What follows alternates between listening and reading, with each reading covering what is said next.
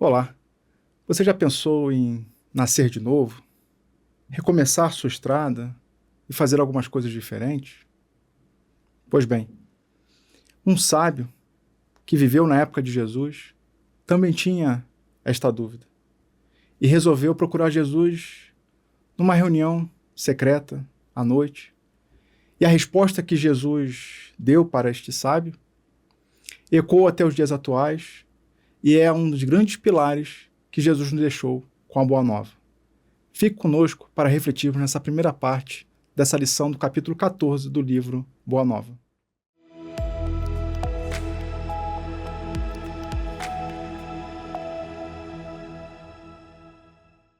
Seja muito bem-vindo, muito bem-vinda ao canal da Comunhão Espírita e ao programa Páginas Espíritas. Semanalmente, às segundas-feiras, estamos trazendo a leitura de um capítulo deste livro, Boa Nova, de autoria de Humberto de Campos, que foi recebido pelo médium Francisco Cândido Xavier. Aqui, no canal da TV Comunhão, temos programas diários, pela manhã, e semanais, no final do dia.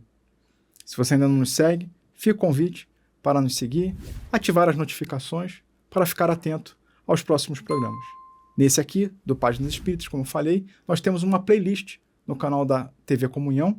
Então, se você quiser ver os episódios anteriores, maratonar, fique à vontade. Pois bem, nas 2 últimas semanas, nós fizemos a reflexão do capítulo 13, que tratou os bastidores, envolvendo ali Jesus, no caso da mulher adúltera. Aquela situação onde o povo, aquele público que estava ali na praça, questionava Jesus o que se deveria fazer com a mulher que foi pega em adultério. E na reflexão ali de Humberto de Campos, ancorado nas orientações de Jesus, ele vem trazer o conceito de pecado e punição. Mas agora estamos no capítulo 14 e o nosso personagem principal deste capítulo é um sábio, é um fariseu, um doutor da lei, cujo nome a gente conhece como Nicodemos. Essa lição, a Nicodemos, nós estamos registrados no Evangelho segundo João. E como nos outros episódios, esse livro aqui do Boa Nova, ele trata dos bastidores de diversas situações que estão registradas no Novo Testamento. E essa aqui é uma delas. E assim Humberto de Campos inicia o seu registro. Em face dos novos ensinamentos de Jesus, todos os fariseus do templo se tomavam de inexcedíveis cuidados pelo seu extremado apego aos textos antigos. O mestre, porém, nunca perdeu o ensejo de esclarecer as situações mais difíceis com a luz da verdade que a sua palavra divina trazia ao pensamento do mundo. Então, os fariseus estavam ali, Nós tínhamos na época os chamados saduceus, que estavam muito mais ancorados na Torá, nos textos ali do povo judaico, e tínhamos os fariseus, que também estavam ancorados na Torá, mas faziam interpretações, tinham ali apresentações de leituras um pouco não tão literais quanto os saduceus. Então, só que naquele momento em que Jesus veio modificar, veio agitar as águas, por assim dizer, diz que os fariseus eles começaram a ficar mais apegados ao texto antigo. Só que Jesus nunca perdeu a oportunidade de esclarecer alguns debates sobre o que estava na Torá. Grande número de doutores não conseguia ocultar o seu descontentamento porque, não obstante suas atividades derrotistas, continuavam as ações generosas de Jesus, beneficiando os aflitos e os sofredores. Então, os doutores da lei, os fariseus, ficavam se sentindo incomodados porque eles tentavam ali apresentar as orientações e viam Jesus também apresentar orientações, só que Jesus estava tendo mais êxito na sua mensagem, na propagação da sua mensagem, aqui beneficiando tanto os aflitos quanto os sofredores. Discutiam-se os novos princípios no grande templo de Jerusalém, nas suas praças públicas e nas sinagogas. Então virou um debate, Jesus acabou promovendo um debate dentro do grupo fariseu, dos fariseus, Os mais humildes e pobres viam no Messias o emissário de Deus, cujas mãos repartiam em abundância os bens da paz e da consolação. As personalidades importantes temiam-no. Então, ele estava abalando as estruturas, né? Porque naquela época, ir ao templo, não era todo mundo que conseguia ir ao templo, fazer os sacrifícios, né? Não era todo mundo que tinha dinheiro para fazer os sacrifícios no templo.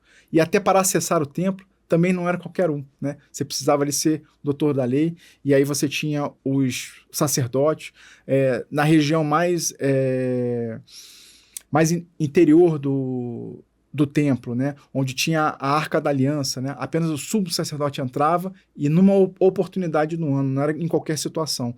Então era tudo muito restrito, né, e Jesus veio lançar a palavra sem discriminação para todo mundo, né. Ele recebia os aflitos, os pobres, mas também os ricos. Nós temos registro de Jesus recebendo romanos, né, temos o lindo livro, né, há 2.000 anos atrás, há 2.000 anos, perdão, o nome do livro, de autoria de Emmanuel, que trata a experiência dele, né, o entorno da experiência dele como senador Publio Lentulus. Ele também procura Jesus. Aqui nós temos Nicodemos também procurando Jesus.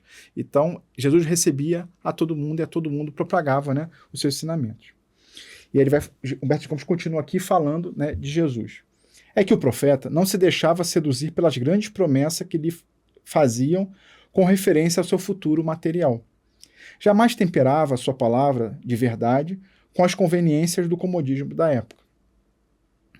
Apesar de magnânimo, com todas as faltas alheias, combatia o mal, com tão intenso ardor que para logo se fazia objeto de hostilidade para todas as intenções inconfessáveis. Então, ele não se dobrava, né, pelo comodismo normal. Então, assim, se ele visse algo errado, ele era firme, né, independente com quem tivesse praticado o mal, né? Inclusive, em diversas situações, Jesus se direciona aos saduceus, aos fariseus, como hipócritas, né? Aquele que fala uma coisa, mas na prática está fazendo outra, né? Então, Jesus percebia ali o que ele estava dizendo, você está dizendo isso, mas você está sendo hipócrita, né? Não é realmente isso que você vive na sua vida. Inclusive, no capítulo anterior, né, quando Jesus fala assim, olha, atire a primeira pedra daquele que não tiver sem pecado, várias pessoas queriam apedrejar a mulher e no final ninguém ficou para apedrejar porque Jesus fez essa reflexão. Será que você está em condições de tacar a pedra? Será que você também não tem cometido equívocos internos? Então, Jesus fazia essa reflexão, independente de quem seja. Só que é difícil, né, você ser combatido com a verdade, né? Aquela verdade que você tenta esconder, né, de todos e às vezes só você sabe. Então, ele ficava ali firme e aí, às vezes, as pessoas não aceitavam e atacavam Jesus, né? Eram hostis com Jesus. Mormente em Jerusalém, que com seu cosmopolitismo, então assim, diversidade, né, de pessoas, de pensamentos, era um expressivo retrato do mundo. As ideias do Senhor acendiam as mais apaixonadas discussões. Eram populares que se entregavam à apologia franca da doutrina de Jesus. Servos que o sentiam com o calor do coração reconhecido. Sacerdotes que o combatiam abertamente. Convencionalistas que não o toleravam. Indivíduos abastados que se insurgiam contra os seus ensinos. Então, tinha uma diversidade de reações diante dos ensinamentos de Jesus. Alguns o seguiam, outros apenas o ouviam, outros o combatiam abertamente, outros o combatiam mais no pensamento. Então, tinham os mais exaltados que colocavam para fora, né, tudo que estavam sentindo, seja positivo ou negativo, e também os que combatiam por dentro. Então, toda essa diversidade a gente tinha ali em Jerusalém. Todavia, sem embargo, né, no entretanto, das dissensões naturais que precedem o estabelecimento definitivo das ideias novas, alguns espíritos acompanhavam o Messias, tomados de vivo interesse pelos seus elevados princípios. Então, apesar dessas discussões todas, e tinha um grupo, né, que estava ali acompanhando mais de perto, né, com um olhar mais investigativo, por assim dizer. E entre estes figurava Nicodemos, fariseu notável pelo coração bem formado e pelos dotes da inteligência. Assim, uma noite, ao cabo de grandes preocupações e longos raciocínios, procurou a Jesus, em particular, seduzido pela magnanimidade de suas ações e pela grandeza de sua doutrina salvadora. Então, Jesus ele colocava ali algumas ideias que entravam em certo conflito, né, do que era discutido dentro das sinagogas. E, provavelmente, esse era um conflito, né? Então, muitos fariseus criticavam abertamente Jesus, e Nicodemos se via ali meio que dividido, né? Vendo o que Jesus estava falando, vendo o que Jesus estava fazendo e vendo alguma coerência. Só que isso combatia algumas ideias que estavam sendo discutidas no nas sinagogas, no Sinédrio. Então ele ficava ali, né, meio que lá, meio que cá. E procurar, né? Jesus também não foi alguém que foi criado ali na escola, né, sendo construído intelectualmente como um mestre, né? Ele era um carpinteiro, né, de Nazaré, um galileu, que estava falando coisas que não era comum daquele povo que vivia em Nazaré e viveria na Galiléia. Então isso também provavelmente deve ter incomodado um pouco Nicodemos, porque ele era alguém que estudou muito, pensando em procurar alguém que na escola né, materialmente não tinha estudado tanto assim. Só que ele resolve ceder e procurá-lo. Só que ele vai procurar à noite, né? Porque naquele ambiente ele não quis ser visto, nem pelos seus colegas, né, ali, fariseus, né, pelo povo judaico, muito menos pelo povo romano, né? Então tinha aquela coisa assim, pô, o que os outros vão falar? Então ele vai procurar no final ali da noite, né? Tem a série The Chosen, né? Mostra muito bem essa figura de Nicodemos, né? Embora são diversas cenas que não registradas no Evangelho, mas é algo razoável. A gente vê Nicodemos ali como uma figura central, né, dos estudantes ali da Torá. Nós vemos Nicodemos sendo procurado em diversas situações para propor soluções. Então, Nicodemos era um professor respeitado. E quando ele resolve procurar Jesus, aí a série demonstra muito bem que ele está à noite tentando entender. Jesus o convida para seguir, né, na sua caminhada. Aí mostra ali Nicodemos meio que escondido, pensando se ia ou não ia. E Jesus refletindo, né? Poxa, você chegou tão perto, né? A Amélia Rodrigues, né, tem um livro, né, que ela tem uma mensagem dela, né, que ela vai falar sobre Nicodemos, coloca Nicodemos como o amigo, né, e ela também vai se aprofundar mais nessa figura em especial de Nicodemos. Mas aqui Humberto de Campos ele não foca tanto em Nicodemos, ele vai focar mais na conversa de Nicodemos com Jesus. Então vamos continuar. O Messias estava acompanhado apenas de 2 de seus discípulos e recebeu a visita com a bondade costumeira. Então ele estava ali à noite com mais 2 discípulos, que eram André e Tiago Menor, e recebeu Nicodemos. Após a saudação habitual e revelando as suas ânsias de conhecimento, depois de fundas meditações, Nicodemos dirigiu-se respeitoso.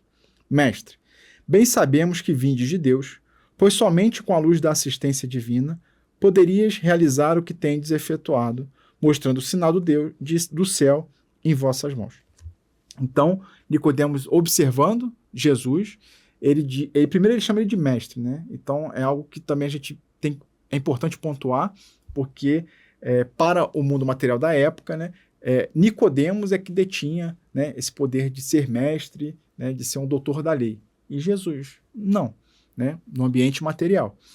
Ainda assim, ele o chama de mestre, porque ele percebe que Jesus estava ensinando coisas, Jesus fazia coisas que, combinando o que ele falava e o que ele fazia, ele tinha vindo de Deus, né? Ele estava executando, né, a vontade do Pai.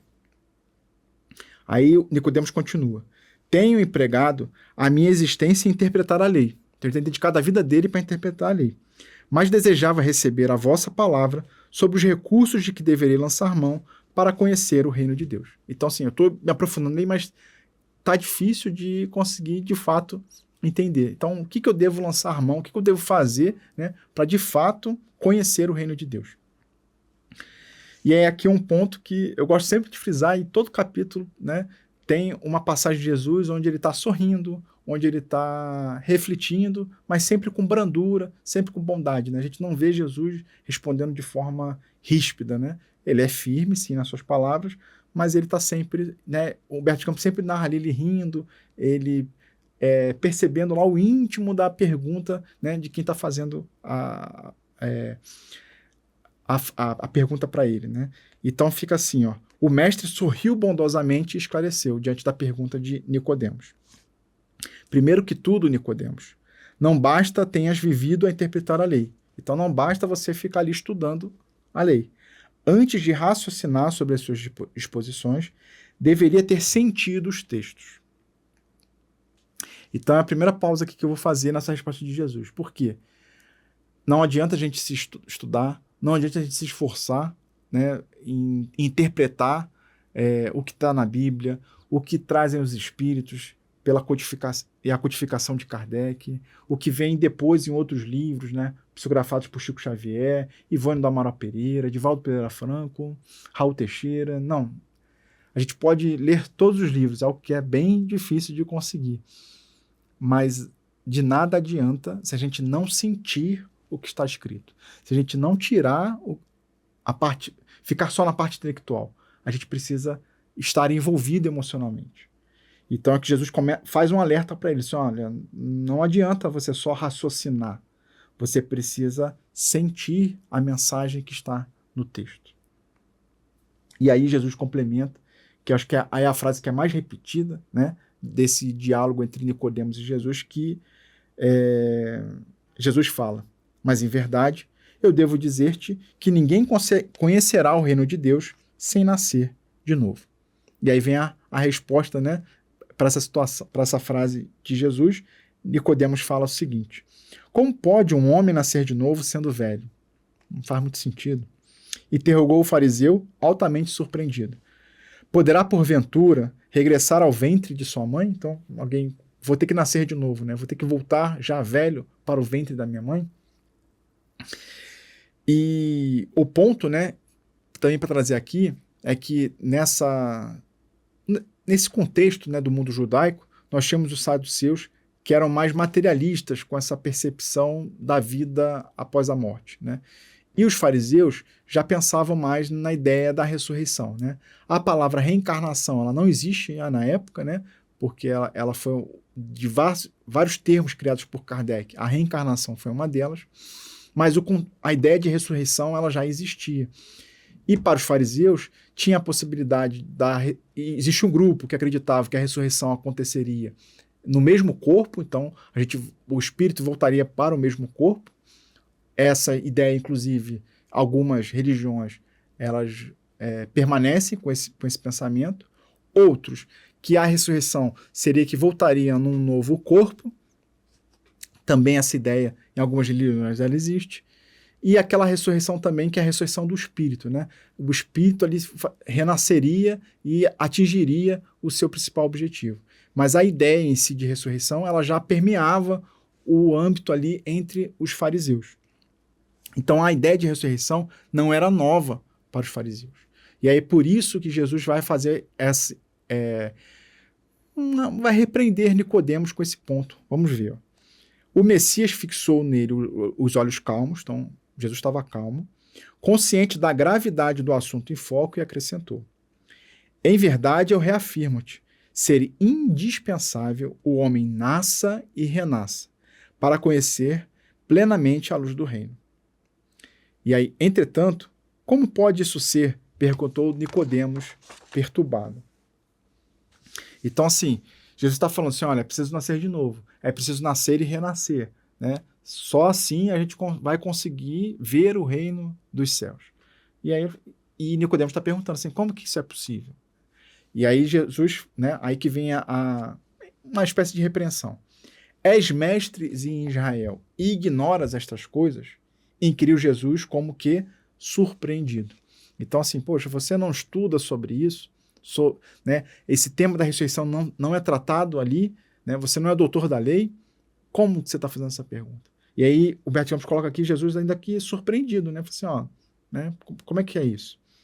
É natural que cada um somente testifique aquilo que saiba, porém precisamos considerar que tu ensinas. Então assim, você é professor, você está ensinando os outros. Como que você está ensinando os outros, né, se essa aqui que é uma das bases ainda não está internamente, né, no seu coração. Apesar disso, não aceita os nossos testemunhos. Né? Então ele está explicando ali e Jesus percebeu que ele estava ouvindo, mas não estava internalizando, né, a mensagem. Se falando eu de coisas terrenas, sente dificuldades em compreendê-las com os teus raciocínios sobre a lei, como poderás aceitar as minhas afirmativas quando eu disser das coisas celestiais? Então, Jesus pontua que aquela discussão que ele está tendo ali sobre nascer de novo é algo terreno. Você está com dificuldade em entender nossa conversa que a gente está falando de coisas terrenas. Imagina quando eu começar a falar de coisas celestiais. né? Então vai ter mais dificuldade ainda. Seria loucura destinar os alimentos apropriados a um velho para o organismo frágil de uma criança. E aí é que é um outro ponto, né? Jesus parece que vai em camadas, né? Dando informação para Nicodemos. E aí a última camada, ele fala assim, olha, seria loucura dar uma comida destinada para o idoso para uma criança. Então, assim, algo que as informações, né, as orientações vão ser diferentes para um idoso e para uma criança. Eu não vou fornecer para a criança todas as informações. Então, se a gente for ali na escola, por exemplo, né, a criança, você não lança para a criança um livro de literatura denso. Você não lança para a criança contas complexas, de equações, gráficos, geometria. Não. Você vai passar para a criança que ela aprenda a identificar as letras, a juntar as letras para formar sílabas e as sílabas se juntando formando palavras. Na matemática, apresentar os números, a somar, subtrair, depois vem a tabuada. Então, as informações são dadas de forma graduais. E aí as informações vão se juntando até que ela tenha, né, a maturidade intelectual para absorver novas informações. Então aqui Jesus coloca ali, né, a metáfora da comida, né, não vai dar alimento, né, mas a gente pode, nesse diálogo aqui, demonstrar que, olha, não dá para a gente colocar tanta informação se o básico a pessoa está com dificuldade de digerir. Se as coisas que eu estou falando aqui da Terra está difícil de entender, as coisas que são mais amplas não é o momento de se falar. Extremamente confundido, retirou-se o fariseu. Então ele ficou assim, meio atordoado, né? E na série The Chosen mostra muito isso também, né? Ele sai muito pensativo, bagunça a cabeça dele, ele tem diversos compromissos, ele não segue adiante. Aquele diálogo com Jesus o mexeu profundamente. E aí o texto da América Rodrigues, né, ele vai se aprofundar mais nesse sentido. Então, quem tiver interesse, né, em conhecer mais esse personagem, né, o Nicodemos, e o que aconteceu depois, né, ele de fato ele começa a refletir mais e a seguir Jesus de uma forma indireta, porque ele continua sendo fariseu. Fica o convite, né, de procurar ali Nicodemos, um amigo, né, de autoria de Amélia Rodrigues. E aí Humberto de Campos registra que ele estava confundindo, retirou-se o fariseu, ficando André e Tiago empenhados em obter o Messias, o necessário esclarecimento acerca daquela lição nova. Então teve uma lição, né? Jesus deu uma lição, apresentou uma lição para Nicodemos, e André e Tiago estavam ali ouvindo, né? Falei assim, poxa, é um ensinamento novo, vamos questionar Jesus. Humberto de Campos fala que Jerusalém quase dormia sob o véu espesso da noite alta. Silêncio profundo se fizera sobre a cidade. Jesus, no entanto, e aqueles 2 discípulos, continuavam presos à conversação particular que haviam entabulado. Desejavam eles ardentemente penetrar o sentido oculto das palavras do Mestre. E como seria possível aquele renascimento, né? Então, como aconteceria de fato esse nascer de novo? Então, André e Tiago também ficaram com essa dúvida.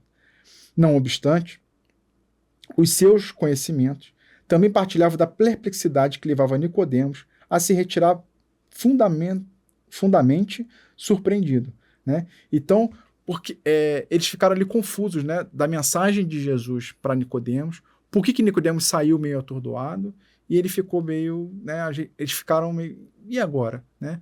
E Jesus, ele percebe esse diálogo interno, né, entre os seus discípulos, e ele vai discorrer, né, sobre essa questão de renascer de novo. André e Tiago, ele começam também a se aprofundar em outras perguntas, mas esse diálogo a gente vai deixar para a segunda parte do nosso programa, né?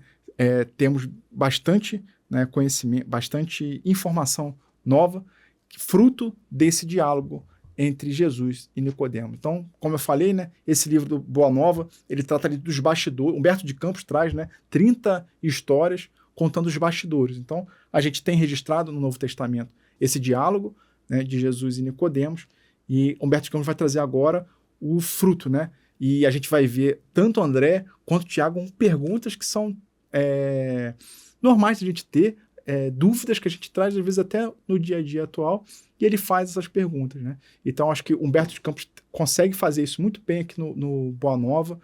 A série The Chosen também consegue trazer muito bem, né, essa sensação que a gente se sente como discípulo, né? Eu lembro quando eu fui ler o capítulo 8 do Boa Nova, às vezes eu me sentia muito Bartolomeu, né? Então assim, tô me sentindo tão Bartolomeu. E nesse caso aqui, nessa lição aqui entre conversa de Jesus e Nicodemos, a gente também às vezes pode se sentir um pouco Nicodemos, né? Muito raciocinando muito e sentindo pouco, né? Inclusive, no meio espírita, né, tem alguns estudos que vão se aprofundar na síndrome de Nicodemos, né? Joana de Ângeles, inclusive, vai também se aprofundar nesse arquétipo, né, da síndrome de Nicodemos. Também, quem tiver interesse, fica o convite para se aprofundar nesse estudo. Se você gostou dessa primeira parte, dessa reflexão, fica o convite para deixar o seu joinha, né? Se ainda não nos segue, o convite para seguir, ativar as notificações, para você ser avisado dos próximos programas, em especial aqui na próxima segunda, com um novo episódio, né, do Páginas Espíritas. Eu desejo que você tenha uma boa semana, que fique com Deus e até lá.